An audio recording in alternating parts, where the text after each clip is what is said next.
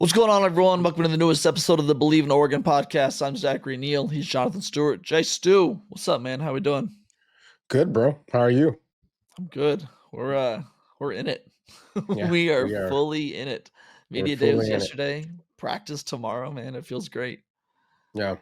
If you're wondering why I'm wearing blue, is because this is the school colors of my daughter's school that I coach middle school football at.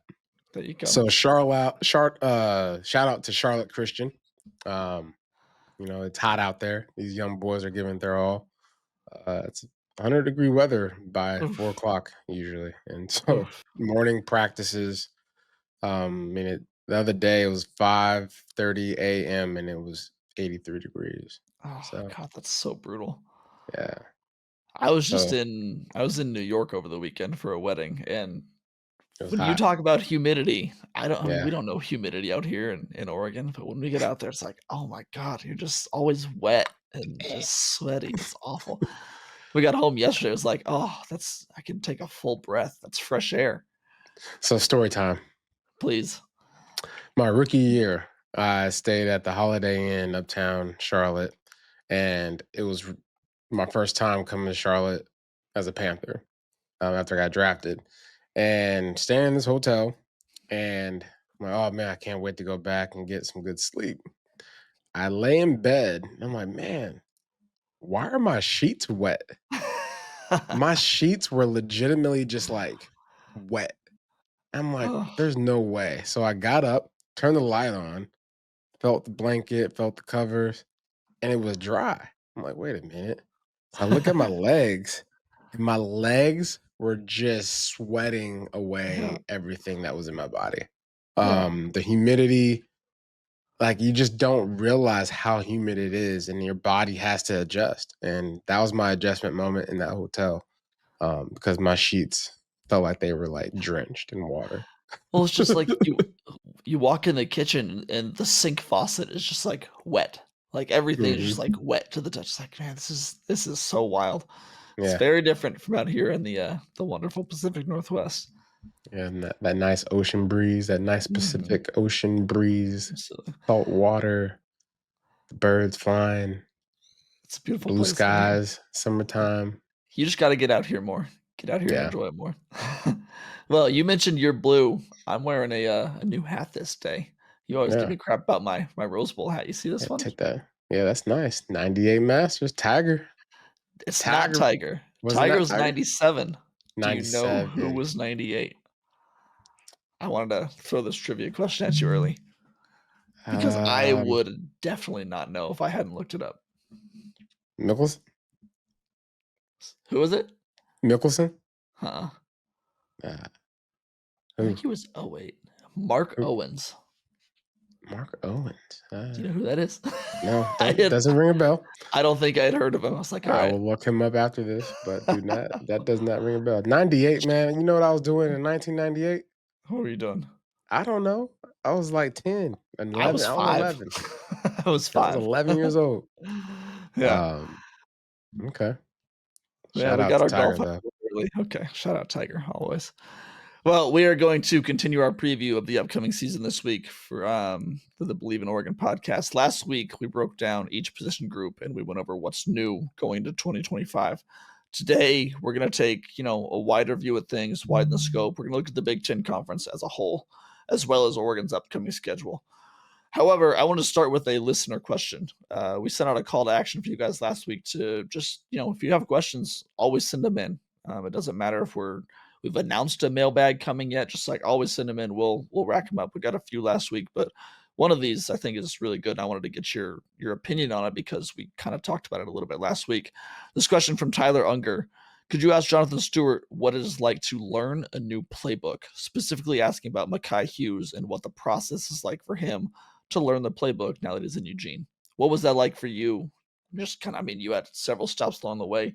How hard Yeah. is that? What are things that fans don't understand about the kind of intricacies that go into that system? Yeah, Gary Croton was our offensive coordinator my freshman year, and then we transferred over to Chip Kelly. The difference is really terminology, right? How do you say things, right? There's way different ways to say inside zone. right? Especially if Yeah. you are a team that likes the fast paced offense. So you got to have code words. Um, Iowa, India might, resemble an inside zone play because of the I inside, right? Iowa might be to the left or, just all play specific things. So it's a lot of memorization that has to come into play there as far as words. But as far as the scheme, it doesn't really change anything. A down block is still a down block, right? Mhm. Slide protection is still slide protection. 6-man protection is still 6-man protection. You just might call it certain things. You might call, the Mike and the Jack as far as a 3-4 defense. You might call them different names. So it's just terminology and having the memorization and the ability to connect the dots as you're learning, right? For him, Makai Hughes, inside zone. All right, these are my steps. Okay, this coach wants me to take these steps. Why? Right? You kind of have to Mhm. start playing within and you have to start playing the game of knowing ball, right? Yeah. Because now you're taking concepts and you're building a way for you to learn the concepts in your own way. So taking notes, grouping certain things, your receiver grouping certain um, receiving concepts as far as the route trees and kind of what the offensive coordinator is trying uh, to do as a Mhm. whole. And with Chip Kelly, I knew that he wanted to play fast, so Yeah. I knew it was all about lining up the same way every time we ran a play and not tipping off the defense. And so lining up the same way, taking the handoff a certain way on certain plays, so that way I meet my certain landmarks has to be down pat, and it's not going to change because it's just all about the concept. Um, but yeah, man, it's all verbiage. How long does this take? I mean, is this a 2-week thing? Is it a 2-month thing? Like, I mean, obviously, it depends on the effort that Yeah, you put in, I but mean, it for depends. you. I think for me, it took not that long. I mean, 2 months. Okay. He's been here for quite some time now, and he's Mhm. been able to have the playbook. He's done this before. He's already learned an offense. So once you learn an offense one time, you're capable of learning it even faster the second time, just because of Mhm. the things I said. Like you have your groupings, you have the way in which you categorize your pass protections, your route trees, your running landmarks, um, and then your defenses, right? How do I, you know, look at a defense when it's second down? What am I anticipating a defense trying to do when we line up in ace right? What am I anticipating the secondary to do and shift when we're in red zone and we're in trips right, and I'm in the backfield and I have blocking responsibilities. Like, how should my release be when I have blocking responsibilities? There's just a lot of things that you just categorize, and then eventually they blend together. Mhm. I love that. It's so much more complex than I think the average fan would assume. Like, you kinda think, "Oh, you Yeah, go to a new team, you get a new playbook, you learn it." It's like, you know a lot of the stuff already, but just kind of yeah. reprogramming your brain to get the new verbiage, like you said, is, it's a whole other world. Thank Hmm. you, Tyler, for that question. Again, if you have any questions for us, DM us, email us. Again, you can email me at zacharyneal4@gmail.com. We are more than happy to get all of your questions answered. We're going to do a big, one of our last episodes, I think, before the season starts. We're going to do a mailbag and just get kind of just hop into the season that way. But make sure to send those into us. All right, let's get into our conference tiers. As I said at the top, you and I have gone through, and rather than rank these teams 1 to 18 in the Big Ten, who's the best, who's the worst, we broke them down into tiers because, finding the difference between number 6 and number 9, it's pretty tough. And honestly, it leaves us open to being very wrong at the end of the year. So we kind of opened it up a little bit, said, hey, these teams are kind of grouped together. We're going to break down. I did 5 tiers. How many tiers Yeah, do you have? I did 5 as well. Okay, cool. Let's Hmm. start let's start at the top. I mean, I wouldn't be surprised if we had the same tier at the top, but what's your top tier called? Who do you have in it? Okay. So I simply have title threats. Yep. Um, they're not just trying to win games, they're trying to build trophy cases. So uh, these are my guys: Michigan, Oregon, Ohio State, Penn State. Okay. Okay. And I listed it like that for no specific order, so that way people do not hold me accountable I for was gonna the say, outcomes, whoa. right? But basically, I look at Penn State, right? They're coming in. I think, in my opinion, the way they played last year, um, I think they have some loaded. They're loaded in the skills position. I think that running back committee is going to be dangerous. I mean, when we played them last year, they showcased how physical they were. Their defense was, you know, pretty stout. So I mean, I'm looking at Penn State leading the pack out the gate. Even though Ohio State is the defending national champion, I think their quarterback leaving last year might hurt them a little bit early on. I look Mhm. at that Texas game being something that is going to either make or break a quarterback, especially Mhm. his first start. So, yeah, that's what I have for my first tier. Yeah, I'm pretty in line with you. I've got my tier. It's called the Contenders. The guys that I expect to be there at the end. All I did was leave out Michigan. I've got Ohio State, Penn State, and Oregon. I think those are the three. I think the two Big Ten title teams will be out of those three. I one of them may get left out, but I expect all three of those teams to be in the playoff when all is said and done. Hmm. I would. It's tough, but I think Oregon, if I was going to go one, two, three and rank those teams, I think Oregon's number three, honestly. I kind of struggle between Ohio State and Penn State. I probably put Penn State at the top just because they're the only of those three that has a returning quarterback. Again, they've got the skill positions down pat. Their defense is going to be really good. They've got good coordinators. Ohio State, yeah, they're the defending champions. Yeah, they're really good. They do have a new quarterback, and they also have two new coordinators. Chip Kelly and Yeah. wow, why am I forgetting his name right now? Their defensive coordinator who went to Penn State. Yeah. The doesn't What's his matter. name? His It name does. is He's really good, but his name is I'm looking this up right now. I feel terrible.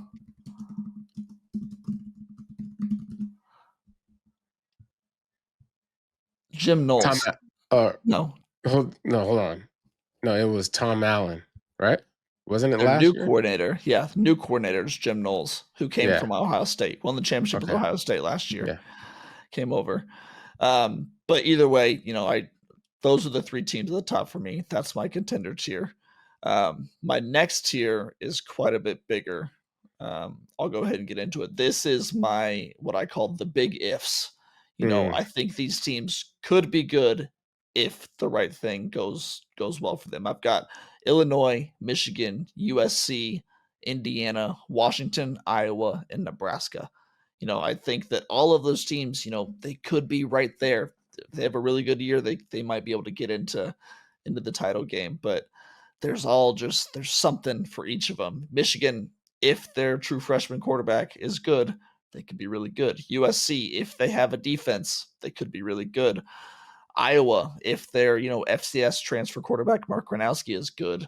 Nebraska, if they've got a defense, if their quarterback steps up, then they could be really good.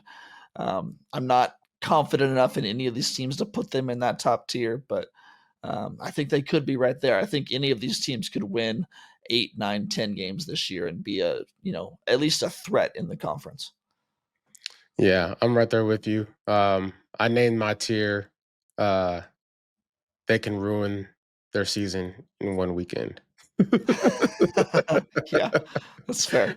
But basically, got teams that have big expectations, right? Look Mhm. at Washington. They figure out that quarterback position and find some stability there. They can be dangerous. I don't care what people really think about how they were last year. Mhm. They can still be a dangerous football team. And then obviously USC. Um, they can score. They're going to score, but can they tackle? That's going to be Exactly. the question. Exactly. um, so now I look at Iowa. They got a tight end factory over there. So I mean, in my opinion, you control the middle of the field, you win football games, or at least you stay in it. And having a tight end, I think dominant offense from what it looks like, they have they can be a difference maker. I think ruin they can ruin that top tier too. Hmm. Certain games. Um, I'm trying to think. Iowa plays Penn State. Um, I've got the schedule up here. I think Iowa has a really tough, like they're a good team, but they've got a tough schedule. yeah. Actually, they Um, don't have. It's not that bad. Um, oh, I'm looking at last year's schedule. That's why I thought it was not that bad. I'm pretty sure. Give me a yeah. sec. Let me get the right schedule up here. No, but I think Iowa, if they're able to, if they're able to beat Penn State, then mm, they've already done half of their job, in my opinion, right? Yeah, If anyone beats Penn State, they've done half the job. Um, Iowa does have a tough schedule. They've got Iowa State in the non-conference. They got games against Rutgers, Indiana, Penn State, Minnesota, Oregon, USC, and Nebraska, and then a yeah. couple others against Michigan State and nobodies. But I think that Iowa is one of the most intriguing teams to me in the conference this year because we know that their defense is going to be good under Coach Hmm. Ferentz. Like you can pencil them in for 8 wins, I think, at a minimum every year, just because that Yeah. defense is really good. Then they get this transfer, Mark Gronowski from the FCS level. He was amazing at that level. I mean, I don't have his stats in front of me, but he was a very, very good player. Can it translate to the Big Ten? Can he be a really good player at this level too? I don't know. That's why it's one of the bigger ifs for me. But if we were gonna identify any team that was kind of like an Indiana was last year, where you can take advantage of some scheduling and just kind of find your way there at the end of the year, I think Iowa could be that. I We'll talk about it later with Oregon's toughest games, but Iowa's on there for me because they've got Oregon goes to Iowa on the road, and that could be a pretty difficult game, one that I for sure have circled. Yeah. And then Illinois, they got a lot of guys coming back, and they have a veteran quarterback. Isn't that crazy to say you got a veteran quarterback at the college level Yeah, and that be is excited wild. about it? Yeah, And the reason why Illinois is interesting, because I remember one point when we saw some rankings, preseason rankings. I'm like, Illinois, what do I not know about Illinois? yeah, I figured out some things about Illinois, and they have a veteran quarterback. And yeah, you look historically, the last 5 years at Oregon, Oregon has found success because they had a proven quarterback. It's hard to come by. A guy that has been starting, um, for 3 years, 2 years plus, that's hard to come by. And there's safety in that. And Illinois has safety in their quarterback. yeah. Um, and so I was talking to Todd Blackledge, Mhm. announcer for NBC. He's actually on our coaching staff for middle school football. Wow, that's a great So coaching staff.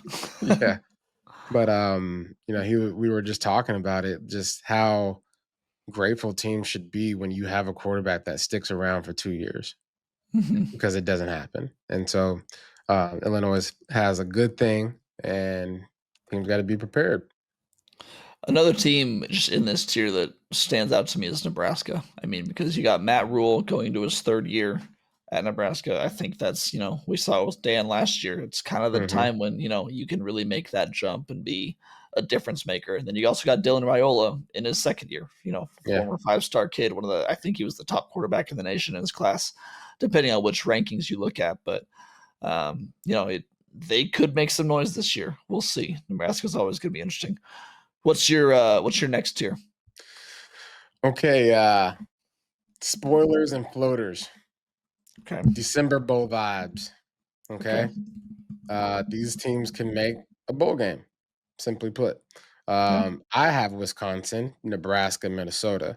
I did not have Nebraska as my tier 2. Okay. But I think Matt Rule's headed in the right direction. I think they might be 1 year away, in my Okay. opinion. They actually, at Charlotte Christian, we have a running back that's going into his senior year, Jamal. Shout out to Jamal. He committed to Nebraska, so I'm gonna say next year is the year because hopefully he's the reason why. That'd be great.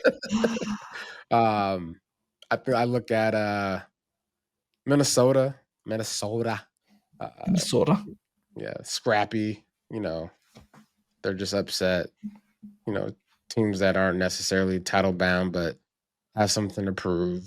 Got some guys maybe on the league in the that come off the portal or something that want to prove a point. I don't know, but guys that can be spoilers, right? Yeah. You go into their house and you better bring your A game, or else you will walk home with you know, your office material in your box. Yeah. Carried a box. Yeah. Yeah, I think we're along the same lines. You had Wisconsin, Nebraska, and Minnesota, right? Those 3? Yeah. Okay. I called this one the I'll believe it when I see it, and that's Wisconsin, Minnesota, UCLA, and Rutgers.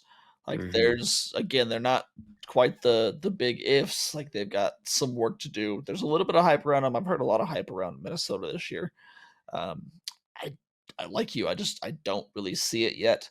It's not saying we're gonna be wrong, like, I could see it, they could look really good. I wanna see it first. Same with UCLA. I think they've got the right coaching staff in place. They've got Nico Yamlayava there. Like, I think they could be decent. I just need to see it first. hmm Wisconsin is one where I think Wisconsin could be a good team, but then you look at their schedule and it's, quite possibly one of the hardest in the nation. They got Yeah. Alabama in the non-conference. You got Michigan, Iowa, Ohio State, and Oregon, all 4 in a row. Then you got a bye, and you got Washington, Indiana, Illinois, and Minnesota. Like, Yeah. those are 5, 6 of the top teams in the conference alone.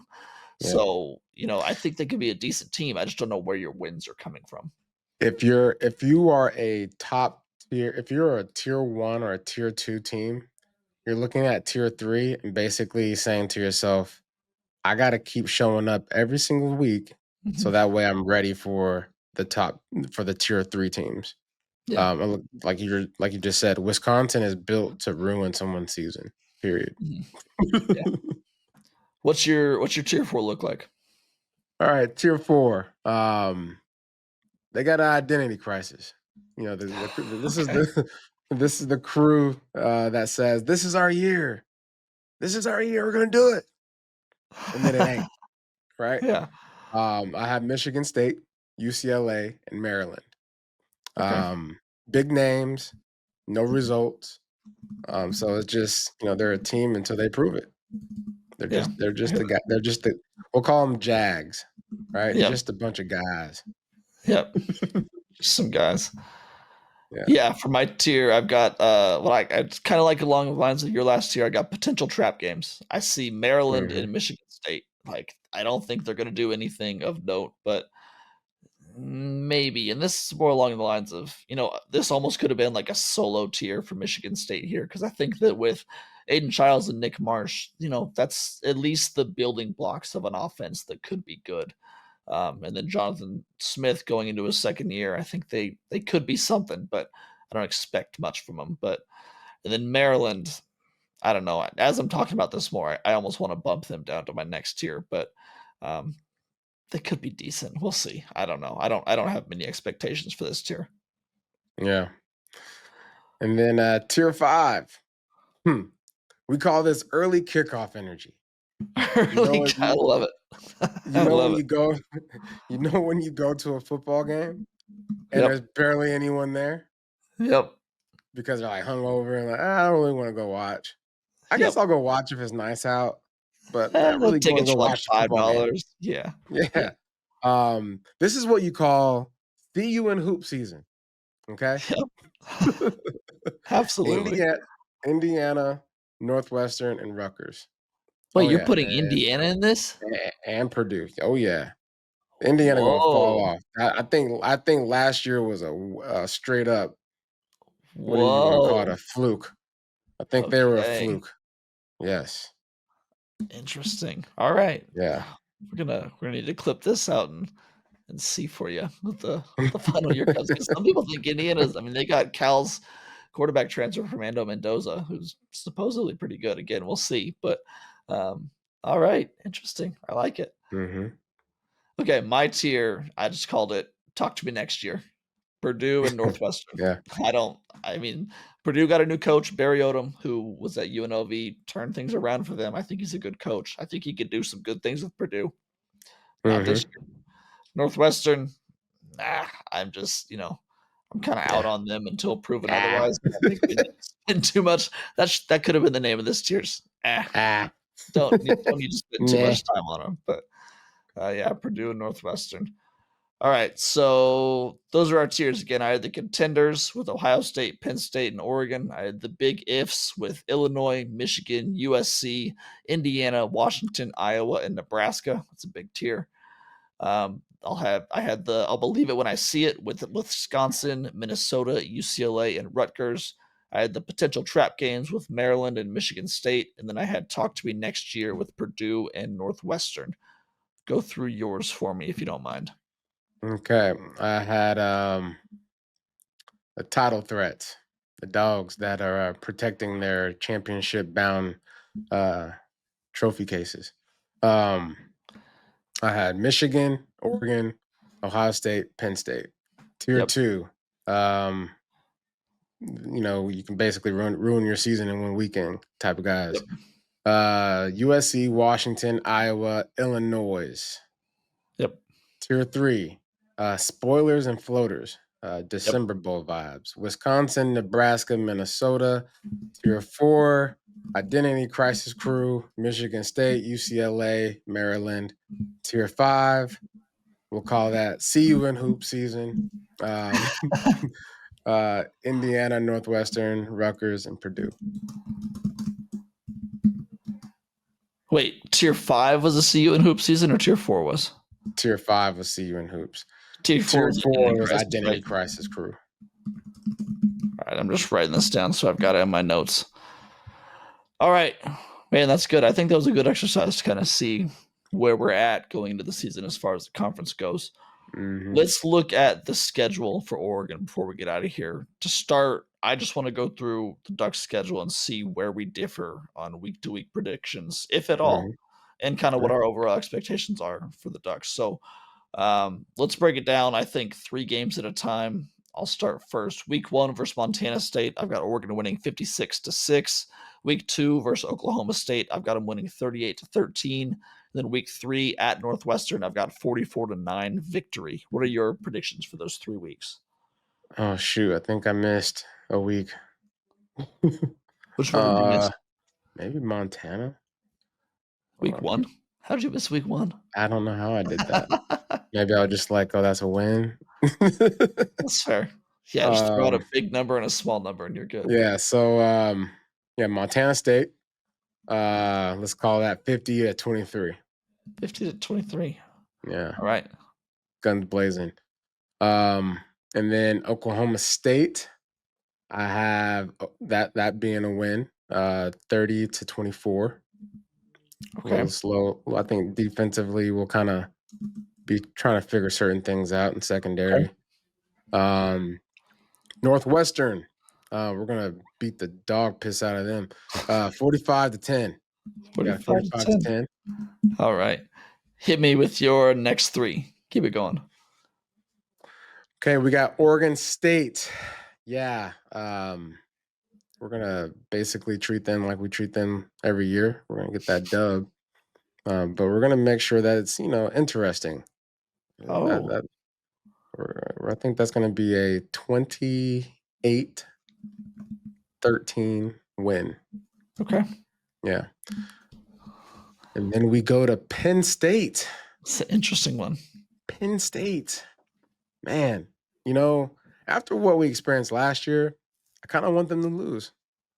but You kind of want Oregon to lose. yeah, just go ahead and get that out of the way, baby. Yeah, I hear you. Um, but I do have them losing to Penn State, Okay. 28-35. Okay. All right, and then Indiana for your last one, and then I'll go.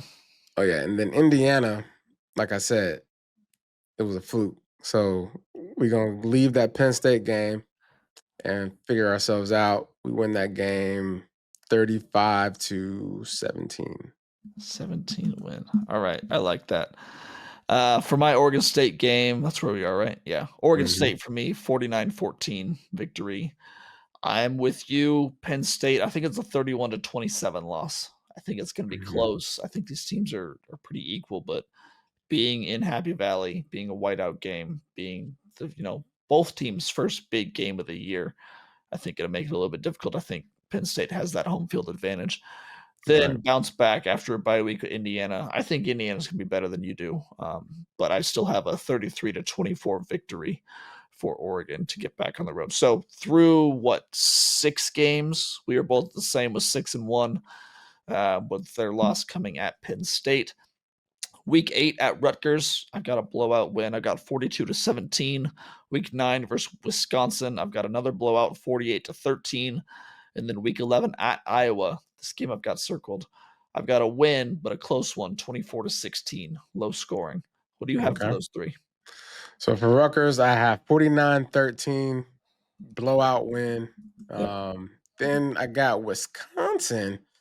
That's a 30-23 win. Like I said, Yeah. Wisconsin's built to upset some people, Yeah. and Oregon's gonna know that.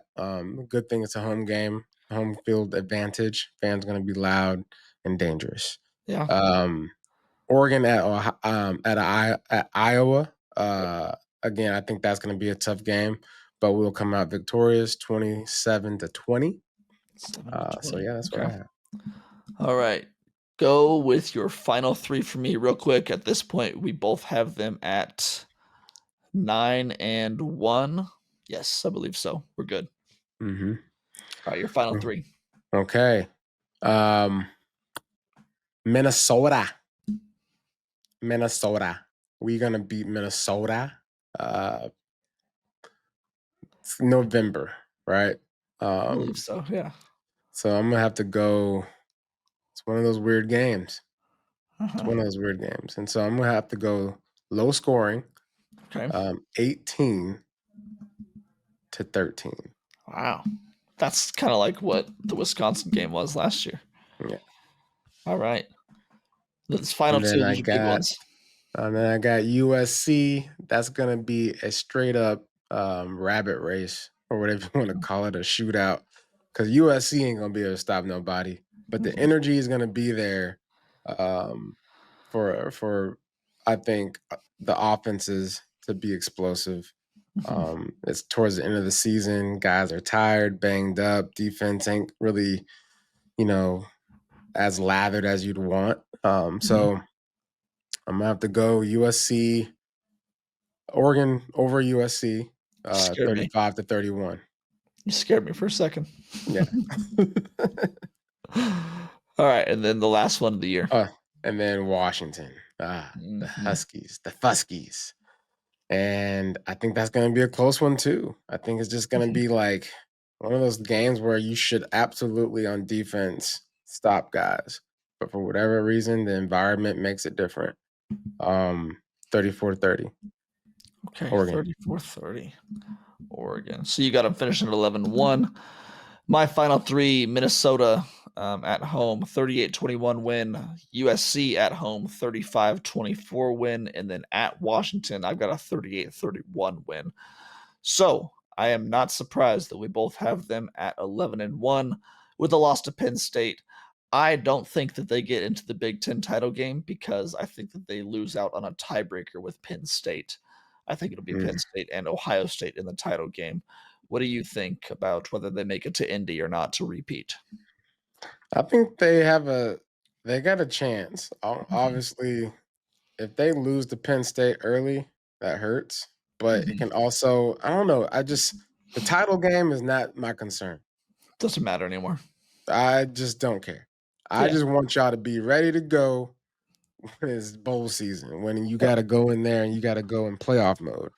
Because Yep. that's what we learned as fans and watch from aside is the best teams in the best position in a playoff run had actually the worst outcomes and the worst Mhm. situations as top of their conferences. And so, um, yeah, I'm not too, as long as we just lose one game, I think we're Mhm. good. We can still Yeah. have that dominant mindset and you control your destiny. Yep. Completely agree. Of those games that we just went through, which to you are the 5 hardest or the most important games for you? Which ones get circled on your calendar the most? You can go from 1 to 5 or 5 to 1, your call. I'll go 1 to 5. Yep. So number one being Penn State out Yep. the gate, right? Penn State, they're going to be a tough game for anyone. And then I go Iowa, Yep. and then I go USC, Okay. and then I'll have to go Wisconsin, Okay. and then I'll end with UW. Okay. I was gonna say, are you really gonna leave Washington out of this top 5? That'd be Mhm. impressive. Impressive Yeah. trolling from you. Even I've though got I'll, I'll Go I'll ahead. I'll troll a little bit, even though UW does not deserve to be in anyone's top 5 most List of difficult anything. teams to face. The rivalry heat is there. It's Yeah. hostile crowd, and It's in I don't Seattle. know. Yeah, It'll be and tough. people will Late still be November. recovering, and people will Yeah, still be recovering from Thanksgiving. So it's true. That's very true. Like you, I've got Penn State and Iowa number 1, number 2. I've got Washington number 3 because I think that, we both think they'll be better this year. I just know that rivalry game in Seattle is a tough place to play. I got mhm. USC number 4, and then I've got number 5, Indiana, which that I think that's our biggest difference this year is how we think Indiana's gonna be. Yeah, I'm curious to see how that plays out because that's a big one, a bold take from you. I was not expecting that coming into this episode. yeah. I know what I know. It's true. We'll find out what you don't know. And then I had an honorable mention here. Week 1 versus Montana State. I'm just, like, pencil circling it. After what happened last year with Yeah, Idaho and Boise State, it's like, yeah, okay, let me see. And I mean, Montana State's a really good FCS team. It's not like they're playing Portland State or, I mean, all due respect, but um, I think that this could be it's a good test. I like it. It's a test that they absolutely should pass, but it'll show us a bit about who this team is, and we've got a lot of questions about that going into this year. yeah. All right, we are going to be back on here next week to continue our preview of the season. I'm going to try and see if we can get some players and coaches on as guests in the coming weeks. So look out for that. Practice starts tomorrow as we record this on Tuesday. We are fully in it. It's the best time of the year. Jay Stu, you got anything else to get off your chest before we get out of here? No, man. It's hot outside. Stay hydrated, and I'm looking forward to this season. Um, the energy is right where it needs to be. Mhm. Composed. Composed. Yep. Yeah. And excited. Excited. Yeah. Excited Yeah, and composed. I like that. All right, you can check out more of my work at duckswire.usatoday.com. Follow me at Zachary C. Neel on Twitter. Also, check out my new Ducks Rising podcast. We've got film breakdowns with our good friend Jeff Schwartz. Follow Jay Stu on Twitter at Jonathan Stewart1, and make sure to check out the Ducks of a Feather podcast with him and Kenyon Barner. For myself, Zach Neel, for my co-host Jonathan Stewart, we'll talk to you guys next week. Until then, take it easy.